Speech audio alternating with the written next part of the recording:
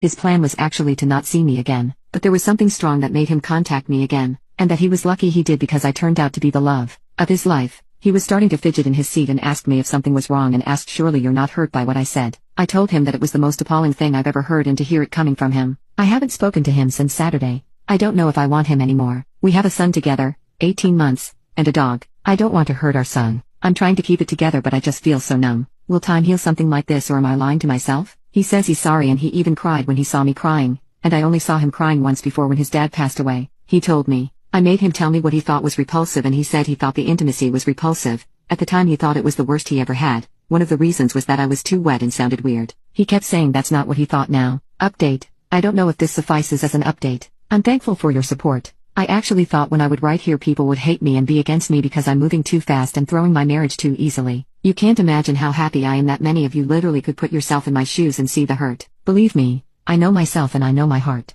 This is neither fast nor impulsive. There's no coming back for me. Maybe it's my pride, and I know pride is a sin for many people, but for me, it was something that broke inside of me, and suddenly I never want to be around my husband anymore. How could a marriage work when I can't even look at my son, and the very thought of him ever making love to me again makes me want to throw up? And the fact that he thought it was okay to announce to a room full of people, some of them not even friends or family, that he thought me repulsive. How was that okay? Him sitting there, trying to convince his sister that sometimes you have to give lesser people a chance because they could turn out to be the love of their life. I have a totally different view on our marriage. I never thought him to be too good to be with me, and vice versa. We've always been on the same level in my mind. Equals. He has moved out now. Our son is too little for shared custody, so he's staying with me until he's older. I don't know the details yet because I have an appointment with my lawyer on Monday. Right now I just want to mourn. I feel like he should have told me what he felt and let me decide if I wanted to continue. Our marriage was built on a lie, and he lured me in under false pretenses. I have spoken to my parents, brother, and his family, and they all support me. I'm lucky to have this love in my life.